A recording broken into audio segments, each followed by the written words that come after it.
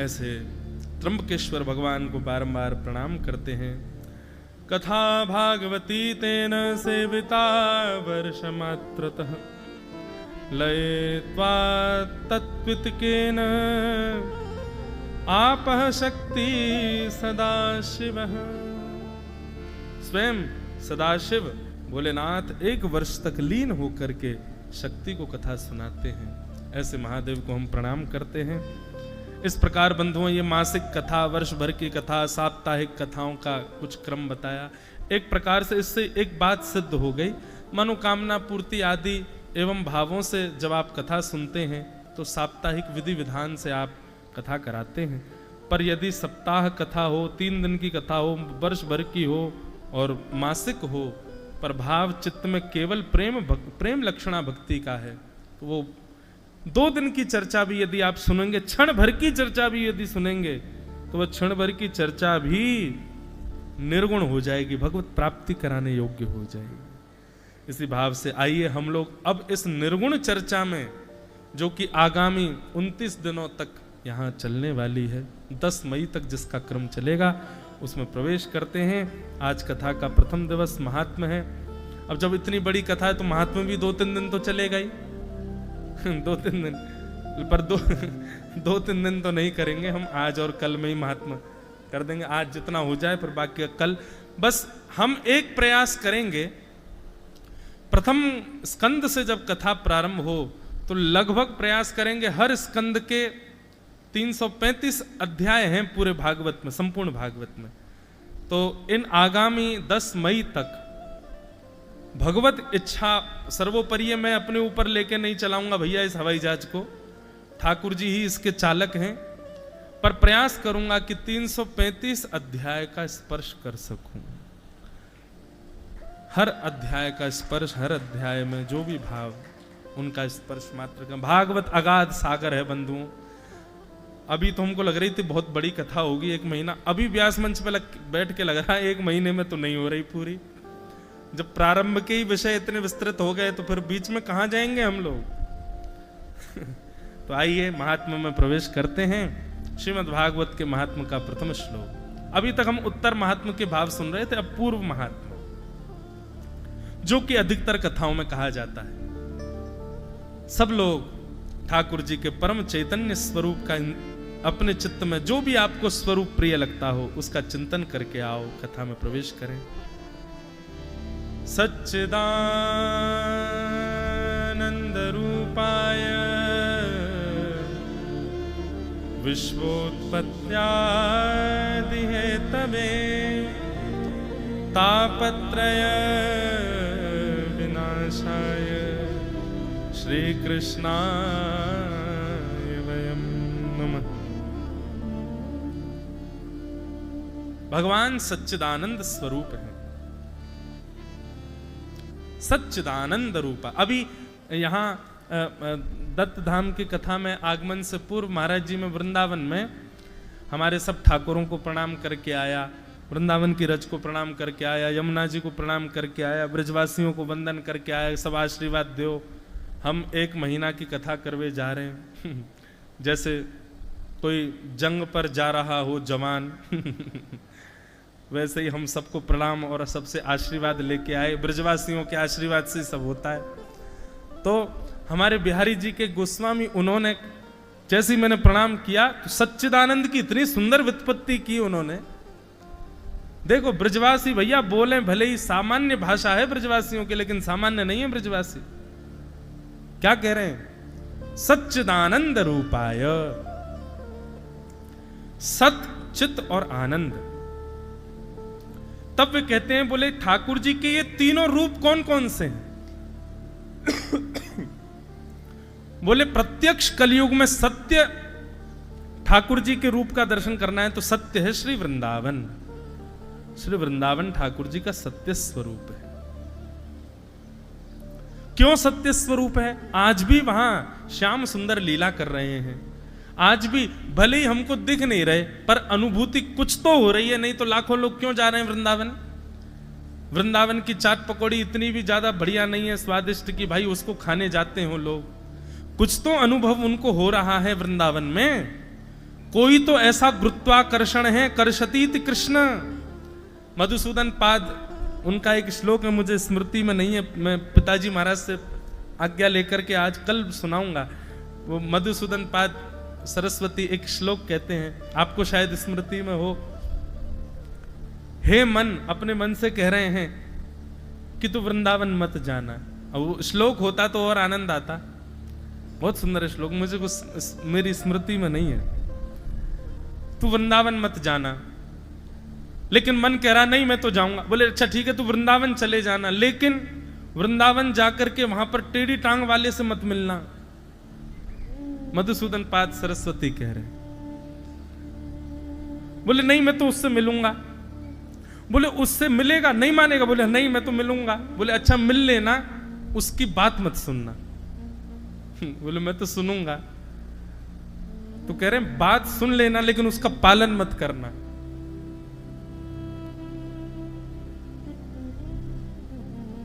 अरे कहां तक, जब एक बार आपका मन वृंदावन आने से रुका ही नहीं है ना, तो फिर कहां तक रोकोगे। वृंदावन आ गया मतलब कृष्ण के पास आ गया। वृंदावन परम सत्य है। ठाकुर जी का सच्चिदानंद रूप में सत्य स्वरूप है श्री वृंदावन। क्यों? क्योंकि आज भी अनुभव होता है ठाकुर जी का वहां।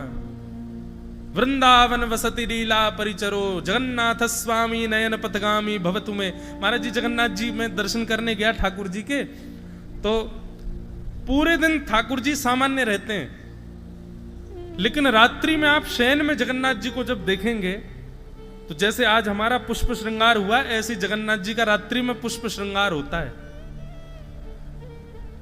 बाकी के सब जगह मंदिरों में विधान ऐसा है कि श्रृंगार कम किया जाता है। रात्रि में ठाकुर जी शयन में जा रहे हैं, पर श्री जगन्नाथ धाम में पुरी में ठाकुर जी का अद्भुत श्रृंगार और पुष्पों से श्रृंगार किया जाता है ठाकुर जी का। तो हमने वहां के पुजारी जी से पूछा कि जगन्नाथ जी को इतना काय को सजा रहे हो? भाई रात में सोने जा रहे हैं, इतनी माला आपने पहना दी, ठाकुर जी को चुभेगी नहीं? तो वहां के उड़िया हमारे जो वैष्णव हैं, पंडा पुजारी हैं, वो सब बोले अरे नहीं नहीं नहीं, ठाकुर जी सोने थोड़ी जा रहे हैं, तो श्रृंगार करके तो कहीं घूमने जाते हैं। तो मैंने कहा कहां जा रहे हैं? बोले कि ठाकुर जी के कपाट बंद होते ही श्री जगन्नाथ जी यहां से अंतर ध्यान हो जाते हैं और सीधे वृंदावन में रास विहार करने के लिए गोपियों के समीप पहुंच जाते हैं। और इसका महाराज जी तर्क इतना सुंदर दिया, पुजारी जी बोले कि यदि हम ठाकुर जी के श्रृंगार में जरा सी त्रुटि कर दें, जैसे कि माली यदि इतने किलो फूल लाया और हमने ठाकुर जी को सजा दिया, ठाकुर जी उससे कम पुष्पों में ही सज गए, कुछ फूल रह गए, तो हमने सोच लिया कि चलो अब जबरदस्ती काय को इतने पुष्प ठाकुर जी के ऊपर रखें, ठाकुर जी सज तो गए हैं। तो ठाकुर जी स्वप्न में दर्शन दे करके गुस्सा करते हैं कि तुमने हमारा श्रृंगार कम किया आज, वो फूल जो बचे रह गए थे क्यों तुमने छोड़ा उनको। श्री जी ने और वृंदावन की गोपियों ने हमको बड़ी डांट लगाई कि तुम अपना श्रृंगार करके नहीं आए हैं, रास बिहार में आए हो, अच्छे से सज धज के आया करो। इसलिए जितने पुष्प आते हैं सारे पुष्प ठाकुर जी को धारण कराए जाते हैं। क्यों? क्योंकि शयन होते ही श्री जगन्नाथ जी वृंदावन पहुंच जाते हैं और वहां रास बिहार करते हैं। वृंदावन सत्य है। द्वारिकाधीश कपाट बंद होते ही द्वारिका में द्वारिकाधीश का भीतर बैठे नहीं, सीधे वृंदावन पहुंचते हैं। अच्छा देखो, इसको घटित कैसे करोगे? मेरे मन का भाव है, कहीं लिखा भाव नहीं है। वृंदावन में महारास होता है और महारास का मतलब है जितनी गोपी उतने कृष्ण। तो वृंदावन के ले लो राधा रमण जी, वृंदावन में बिहारी जी, वृंदावन में राधा वल्लभ जी, वृंदावन में गोपीनाथ जी, मदन मोहन जी, दामोदर जी आदि आदि, फिर भी लाखों गोपियों की, करोड़ों गोपियों की पूर्ति तो होगी नहीं। इतनी सारी गोपियां हैं तो उनकी पूर्ति कैसी होगी? तो श्री पंडरीनाथ भगवान भी पहुंच जाते हैं, श्री जगन्नाथ भगवान भी पहुंच जाते हैं, श्री द्वारिकाधीश भी पहुंच जाते हैं, श्री बद्रीनाथ भी पहुंच, जितने भी श्री कृष्ण के, श्रीमन नारायण के पूरे भारतवर्ष में जहां कहीं भी ठाकुर जी के देवस्थान हैं, शयन होते ही ठाकुर जी वृंदावन पहुंच जाते हैं और वहां पर रास विहार करते हैं। अनेक रूप से ठाकुर जी रास कर रहे हैं। तो वृंदावन सत्य है, वृंदावन सत्य है। और उस सत्य वृंदावन में चैतन्य कौन है? वृंदावन में चैतन्य वहां की श्री यमुना जी है, वो चैतन्य है, वो अचल नहीं है, चलती हुई दिख रही है। वो बात अलग है कि आज दूषित हमने बहुत कर दी, पर वो चैतन्य है। ब्रजवासी ये चैतन्य है। ब्रजवासियों को कभी कभी अगर कोई ब्रजवासी मिल जाए ना, तो कभी कभी उसको श्री कृष्ण मान करके ही उसके चरण स्पर्श कर लेने चाहिए या उसको हृदय से लगा लेना चाहिए। वो चैतन्य है। वृंदावन में जन्म लेने वाले, वृंदावन में विचरण करने वाले वहां के ब्रजवासी, ये सब चैतन्य स्वरूप हैं ठाकुर जी के। उनके दुर्गुणों को मत देखो, उनकी दूषित अवस्था, उनकी वचन बोली को मत देखो। वो श्री कृष्ण ही हैं। क्षण भर के लिए अपने चित्त में ये भाव लाकर के उनका दर्शन करो। इस प्रकार से यदि ब्रजवासियों को देखना प्रारंभ कर दिया जाए कि सब श्री कृष्ण हैं, ये सब चैतन्य श्री कृष्ण के स्वरूप हैं, निश्चित उन घूमते फिरते ब्रजवासियों में आज नहीं तो कल, कल नहीं तो महीने बाद, नहीं तो वर्ष बाद, कभी तो साक्षात त्रिभंग लली श्री कृष्ण के दर्शन हो जाएंगे। सत्य श्री वृंदावन, चैतन्य वहां के ब्रजवासी, वहां की यमुना जी, ये चैतन्य है, चैतन्य श्री कृष्ण है। और वृंदावन में आनंद कौन है? रसिक जनन के मध्य में बैठ करके जब भगवत चर्चा गुणानुवाद सुनकर के चित्त में जो स्फूर्ति स्फुटित होती है, जो प्रस्फुटित होती है स्फूर्ति, वही आनंद है। सच्चिदानंद रूपाय। वृंदावन चले गए तो स्थूल श्री कृष्ण से मिल लिए, वृंदावन जाकर के ब्रजवासियों से मिल लिए तो समझो चैतन्य श्री कृष्ण से मिल लिए। और वृंदावन जाकर के वहां के भगवत रसिक जनों के मुख से यदि वृंदावन के गुणानुवाद यश कीर्ति का श्रवण कर लिया और उसको श्रवण करके चित्त में एक स्फूर्ति हो गई, एक रोमांच सा होने लगा, तो समझ लो आपके चित्त में आनंद श्री कृष्ण प्रकट हो गए। सच्चिदानंद रूपाय। श्री कृष्ण के ही तीन रूप हैं। ये ऐसा भाव एक ब्रजवासी को प्रणाम किया तब उन्होंने ये दिया, सच्चिदानंद रूपाय। भगवान के तीन रूप हैं, सत्य, चैतन्य और आनंद। श्री दत्त भगवान के भी जो दर्शन हो रहे तीन रूप हैं, यह भी सत्य, चित्त और आनंद है। सच्चिदानंद रूपाय। क्या करते हैं ठाकुर जी? बोले विश्वोत्पत्त्यादि हेतवे, विश्व की उत्पत्ति करना, पालन करना और उसका संहार करना, ये ठाकुर जी के तीन काम है। तापत्रय विनाशाय, तीन तापों का विनाश करने वाले ऐसे श्री कृष्णाय वयम नमः। ऐसे श्री कृष्ण को हम बारंबार प्रणाम करते हैं, उनको बारंबार वंदन करते हैं। नैमिषारण्य क्षेत्र में 88,000 सोनकादि ऋषि बैठे हैं।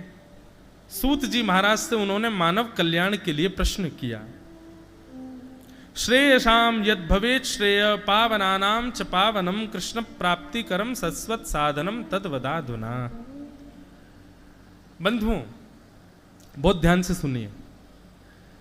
कभी कोई वैष्णव मिले, कभी कोई संत मिले, कभी कोई श्रेष्ठ जन मिले, सदा उनसे वैष्णव का एक ही प्रश्न होना चाहिए, कृष्ण प्राप्ति करम शाश्वत साधनम तद्वदाधुना। श्री कृष्ण को हम कैसे प्राप्त कर पाएंगे, कृपा करके हमें ये बतलाओ। बंधुओं, एक विषय महाराज जी मन में चित्त में कभी कभी उठता है।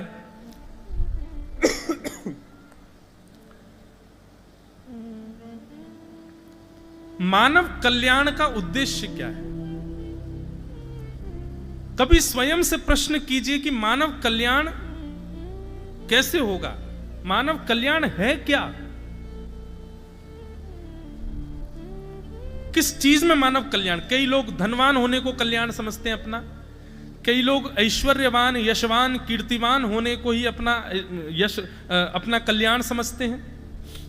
अच्छी डिग्रीज मिल जाना, बहुत नॉलेजेबल हो जाना, बहुत सारे लोगों से संपर्क होना, राजनेताओं से उठक बैठक होना, कई लोग अपने लिए अलग अलग कल्याण का विषय समझते हैं। जो चाहते हैं वो मिल जाना, इसको कल्याण का साधन समझ लेते हैं। पर वास्तविक में मूल साधन एक वैष्णव के लिए, एक भक्त के लिए उसके कल्याण का साधन क्या है? उसको कृष्ण प्रिय लगने लग जाएं ये नहीं, कृष्ण को वो प्रिय लगने लग जाए ये उसके कल्याण का साधन है। हमारा कथा सुनना, हमारा जप करना, हमारा नियम करना, हमारा साधना करना, गंगा स्नान करना, त्रिकाल संध्या करना, हमारे जो कुछ भी नियम हैं, हमारे जो कुछ भी साधन हैं, सब साधनों से एक वस्तु की प्राप्ति, एक भाव की प्राप्ति कि कृष्ण हमको प्रिय लगे। नहीं, कृष्ण सबको प्रिय लगते हैं। राम जी शूर्पणखा को भी प्रिय लग गए थे। शूर्पणखा राम जी से ब्याह करने चली गई, इसका मतलब राम जी उसको प्रिय लगे। तो राम जी आपको प्रिय लग जाए, कृष्ण आपको प्रिय लग जाए, ये कोई बड़ी बात नहीं है, वो लग जाएंगे प्रिय आपको। हमारा कल्याण उसमें, हमारी साधना का कल्याण, हमारे जप नियम तप सबका कल्याण उसमें कि हमारे समस्त साधनों से कृष्ण को हम प्रिय लगे, हम उनके प्रिय बने। अब तो कुछ दिनों से हम इसी भाव से ही कथा करते हैं कि बस कृष्ण प्रिय बनना है, वो प्रिय लग जाए, वो कोई बड़ी बात नहीं है। किसी के चित्त में भक्ति प्रकट हो जाए, आजकल सबके चित्त में आ जाती है भक्ति, कोई बड़ी बात नहीं है। भक्ति चित्त में आना बड़ी बात नहीं है, तुम्हारा सुमिरन ठाकुर जी के चित्त में आना, ये हमारे कल्याण का साधन है।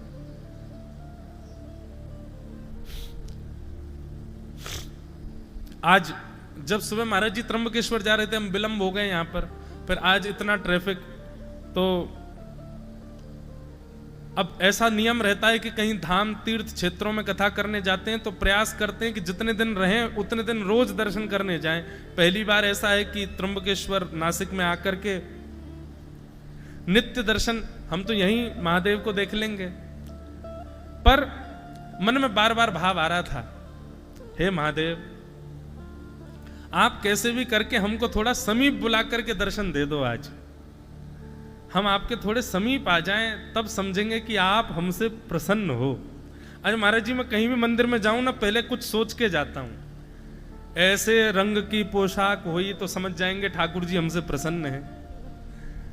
आज ठाकुर जी ने ऐसी माला पहन रखी होगी तो समझ जाएंगे ठाकुर जी हमसे प्रसन्न हैं। आज यदि ऐसा ऐसा कुछ हो गया तो हम समझ जाएंगे कि ठाकुर जी हमसे नाराज हैं। ये पहले ही चिंतन में सोच के चला जाता हूं मैं। तो आज जब त्र्यंबकेश्वर जा रहे थे, खूब गाड़ी भगा रहे थे हमारे जो चालक थे कि समय से पहुंच जाएं, ठाकुर जी का श्रृंगार प्रारंभ हो जाएगा, फिर स्पर्श का सबको अधिकार भी नहीं है, पर महाराज जी की आज्ञा से सबने थोड़ा कहा तो बोले ठीक है, थोड़ा समीप से दर्शन हो जाएगा। तो जैसे ही मन में भाव कर रहे थे कि हे महादेव, यदि आप वास्तव में हमारे एक मास की कथा सुनने आएंगे तो आज अपने गर्भगृह में बुला के हमको दर्शन देंगे, और यदि दूर से ही दर्शन करवा दिए, गर्भगृह बंद हो गया, तो हम समझ जाएंगे कि आप ये कह रहे हो कि तुम कथा सुनाओ, सबको सुनाओ, दत्त भगवान को सुनाओ, जाओ, हम नहीं आएंगे कथा में। पर जैसे ही मंदिर पहुंचे, पुजारी जी ने हाथ पकड़ा, ले करके सीधे महादेव के सामने बैठा दिया, बोले लो महाराज। और एक मुद्रा, ये मुद्रा है त्र्यंबकेश्वर भगवान को प्रणाम करने की। इससे महादेव का स्पर्श, इससे नारायण का स्पर्श, इससे ब्रह्मा जी, तुरंत मुद्रा बनवा करके बोले लीजिए प्रणाम करो महादेव को। मन इतना आनंदित होने लगा मानो महादेव कह रहे हो। बोले अकेले नहीं आएंगे, पूरे परिवार सहित आएंगे कथा सुनने। एक मास की कथा में खूब आनंद करेंगे, आपको हमने ही बुलाया है, खूब भाव से कथा सुनाओ, हम बड़े प्रसन्न हैं। अच्छा चलो ये हो गया। अब इसमें हमने ये सोचा हम तो वीवीआईपी बन के आ गए तो मिल ही गया। रुद्राभिषेक पूरा नहीं, 16 मंत्रों से यदि कोई जल चढ़वा दे महादेव के ऊपर तो हम समझ जाएंगे कि नहीं, महादेव पूरी मोहर लगा रहे हैं कि मैं आऊंगा ही आऊंगा। हमारे साथ मंदर जी भी थे, कोई ऐसा क्रम पहले से नियुक्त नहीं था कि अभिषेक होगा, बस जल चढ़वा दिया था, पर 16 मंत्रों का उच्चारण नहीं किया किसी ने। अब जैसे दर्शन करके हम बाहर आ गए, हमने कही नहीं, महादेव ने कह दिया, बोले बस अब इतने में ही भूल जाओ तुम कि हमने तुमको बुला लिया है, अब अभिषेक वगैरह तो नहीं होगा। पर जैसे ही बाहर गए तो बाहर महाराज जी के कृपा पात्र एक पंडित जी वो आके बोले, महाराज जी आप आसन पर बैठ जाओ, हम यहीं रुद्राष्टाध्याय का पाठ कर देते हैं, आप जल का स्पर्श कर दो और रुद्राष्टाध्याय संपूर्ण पाठ करके हम आपके हाथ से छुआ जल ले जा करके त्र्यंबकेश्वर भगवान का अभिषेक कर देंगे। दूसरे भाव की पूर्णता 15 सेकंड नहीं हुए, उतने में तो पूर्ण हो गई। तुरंत मुझे बैठा करके कलश पकड़ा करके स्पर्श करा करके पूरा रुद्राष्टाध्याय 16 मंत्र, मैं तो 16 मंत्र सोच रहा था, संपूर्ण 8 अध्याय का ब्राह्मण देवताओं ने पाठ किया, हाथ से जल ले जाकर के त्र्यंबकेश्वर भगवान का अभिषेक किया। मानो मोहर लगा दी महादेव ने, बोले हम आएंगे आएंगे आएंगे, निश्चित आएंगे कथा। तो हमारा कल्याण किसमें है? हम कथा इसलिए सुन रहे हैं, हम इसलिए जप नियम तप साधन कर रहे हैं।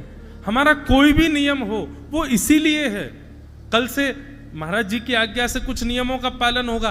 एक ही कामना है कि बस कृष्ण को प्रिय लग जाए, कृष्ण को भा जाए, हम कृष्ण के प्रिय हो जाएं, और कोई अभिलाषा नहीं चित्त में। यही मानव का कल्याण, एक वैष्णव का कल्याण का साधन है। इसी के लिए कथा सुनिए। सौनकादि ऋषियों ने नैमिषारण्य क्षेत्र में सूत जी महाराज से प्रश्न किया, श्रेष्ठ से श्रेष्ठ मानव कल्याण का साधन बताइए।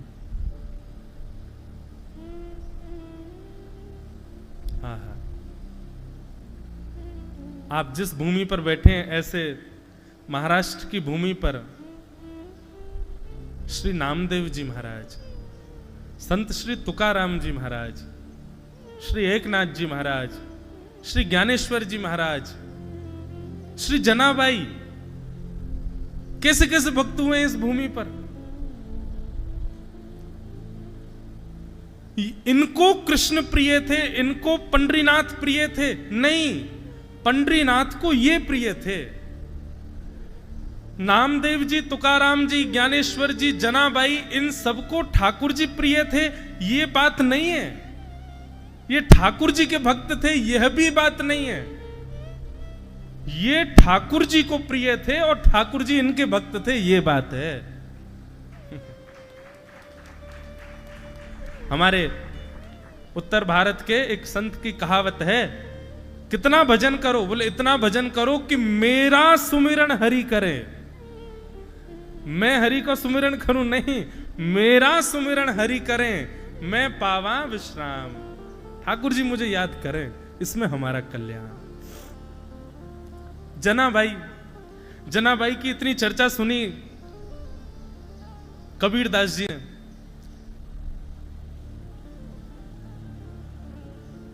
भोपाली तो श्री जनाबाई की इतनी चर्चा सुनी कि बोले महाराष्ट्र में एक परम भक्ता है जनाबाई, ठाकुर जी की परम भक्त है। श्री कबीरदास जी उनका दर्शन करने के लिए आए और जैसे ही दर्शन करने के लिए पहुंचे, पूछते पूछते जनाबाई कहाँ है, जनाबाई कहाँ है, उनको प्रणाम करना है। किसी ने मार्ग बता दिया, वहां चले जाओ, उधर बैठी हैं। संभवतः उसी समय क्या देखा, जैसे ही कबीरदास जी का पहुंचना हुआ तो दो आपस में पड़ोसी माताएं एक दूसरे से लड़ रही थीं, मराठी भाषा में लड़ रही थी। अब हमको बोलनी तो आती नहीं, तो बताते कैसे लड़ रही थी। एक दूसरे से लड़ रही थी और किस बात पे लड़ रही थी? गोबर के ऊपले खींच रही थी। एक मैया कह रही थी ये मेरा है, दूसरी कह रही थी ये मेरा है, और भीड़ चारों तरफ खड़े होकर के देख रही थी। कबीरदास जी ने पूछा भैया क्या हो रहा है? बोले लड़ाई हो रही है। लड़ाई हो रही है, अच्छा ये सब छोड़ो, ये बताओ जनाबाई कहाँ है? बोले वो सामने जो कंडा खींच रही है वो जनाबाई तो है। वो जो गोबर का उपला खींच रही हैं और जोर जोर से चढ़ चढ़ के सामने वाली के ऊपर जो चढ़ रही हैं, बार बार मुष्टिक दिखाती हैं। क्या कैसे बोलेंगे मराठी? माझा कंडा। क्या गोबर के उपले को क्या बोलते हैं महाराज जी? हैं?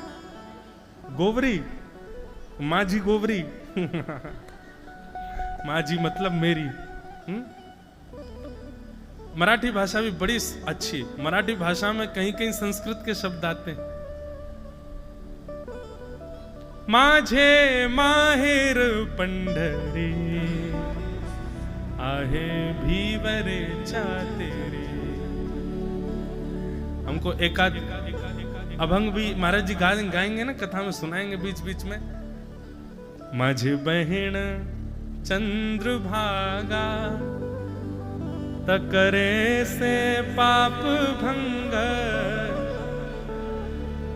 माझे माहेर पंढरी, आहे भीवरेच्या तेरी। श्री एकनाथ जी महाराज का पद। एकनाथ जी कहते हैं,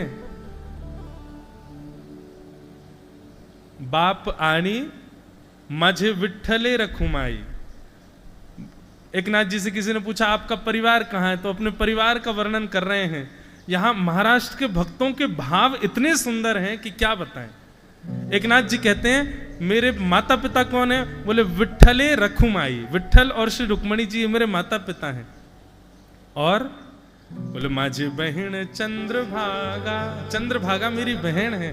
बोले कैसी बहन है, बोले जो सबके पापों को दूर करती है, ऐसी चंद्रभागा मेरी बहन है। अच्छा तुम्हारा मायका कहाँ है, बोले माझे माहेर पंढरी, पंढरपुर मेरा मायका है। एका जनार्दनी शरण, एका जनार्दनी शरण,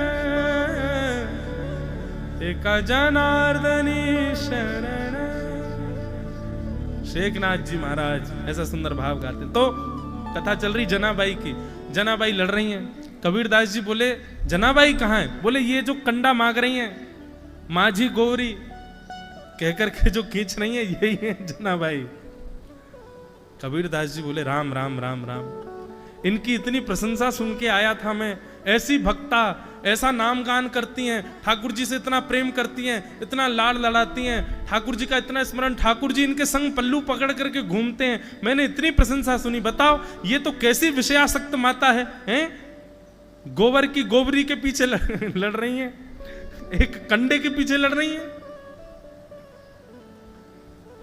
कबीरदास जी के मन में संशय आ गया, ये भक्त कैसे हो सकती है भगवान की। तभी कोई बुद्ध पुरुष गया, उसने जाकर के, कबीरदास जी गए, कबीरदास जी जाकर के बोले मैया आप इतना भजन करती हो, इतना कीर्तन करती हो, इतनी बुद्धि नहीं आई आप में, बताओ गोबर के कंडे के पीछे लड़ रही हो। अरे छोड़ दो, गैया रोज गोबर करती है, फिर से थाप देना, दूसरे हो जाएंगे, काहे को लड़ रही हो। एक आध दो गोबर उसने तुम्हारे ले भी लिए हो तो इसमें लड़ने की क्या बात है। जनाबाई बोली नहीं नहीं नहीं, ये वाला गोबर मेरा है, ये वाला गोबर का उपला मेरा है, वो वाला मेरा है, और वो कोने में जो पड़ा है वो वाला मेरा है। कबीरदास जी बोले तुमको पहचान कैसे कि तुम्हारी है। अरे गोबर के उपले एक जैसे दिखते हैं, तुमको कैसे पता कि तुम्हारे यहां की गैया का गोबर का उपला कैसा है। जनाबाई ने एक कंडा उठा करके दिया और कबीरदास जी से बोला इसको कान पे लगाओ। कबीरदास जी ने कान पे लगाया, बोले कुछ सुनाई दिया, बोले नहीं। अब ये मेरा कंडा है, इसको कान पे लगाओ। जनाबाई का कंडा जैसे ही कबीरदास जी ने कान पे लगाया, विठ्ठल विठ्ठल विठ्ठल विठ्ठल विठ्ठल, कंडे में से ही सुंदर ठाकुर जी का नाम गान प्रकट हो रहा था। श्री कबीरदास जी के नेत्र सजल हो गए, चरणों में गिर गए, मां मुझे क्षमा कर दो, मैं आपके रूप को नहीं जान पाया। अरे मैं तो सोच रहा था कैसी विषयासक्त माता, विषय भोग, विषय संसार की छोटी सी वस्तु के ऊपर लड़ रही है, पर आप तो ऐसी भक्ता हो कि विषय का स्पर्श कर दो तो वो विषय भी भगवान का भोग बन जाए, भगवान का प्रसाद बन जाए। आप तो वो मैया। ऐसी जनाबाई, ऐसे तुकाराम, ऐसे नामदेव, ऐसे एकनाथ, ऐसे ज्ञानेश्वर, कैसे कैसे भक्त हुए हैं इस महाराष्ट्र की भूमि में। उत्पन्ना द्रविड़ेशाहम वृद्धिम कर्नाटके गताम, क्वचित क्वचिन महाराष्ट्रे गुर्जरे जीर्णताम गतः। भक्ति का जो परिचय है वो महाराष्ट्र में पली बड़ी है। इसीलिए हम भले ही उत्तर भारत से आते हैं, पर इस बात को हम स्वीकार करते हैं कि हमारे उत्तर भारत से कई गुना, कई लाख गुना श्रेष्ठ भक्ति का संचार महाराष्ट्र के वैष्णवों के हृदय में। सबसे बड़ी बात महाराष्ट्र के भक्तों में क्या है, दीन बहुत हैं, सरल हैं, सहज हैं। हमारे यहाँ भक्ति आती है आडंबर संग लेके आती है, लेकिन भक्ति वही श्रेष्ठ मानो जहां आडंबर ना आता, जहां पर ज्यादा प्रकाशित या प्रभावित होने की इच्छा ना आती हो, जहां पर सहज सरल और दैन्य भाव आता हो, समझो वो भक्ति परिपूर्ण पुष्ट होके आई है आपके पास। और ऐसी भक्ति महाराष्ट्र के भक्तों में देखने को मिलती है।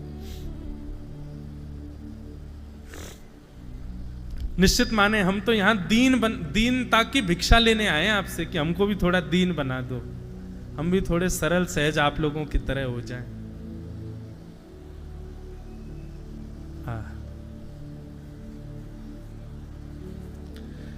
ऐसी तो क्या विषय चल रहा था?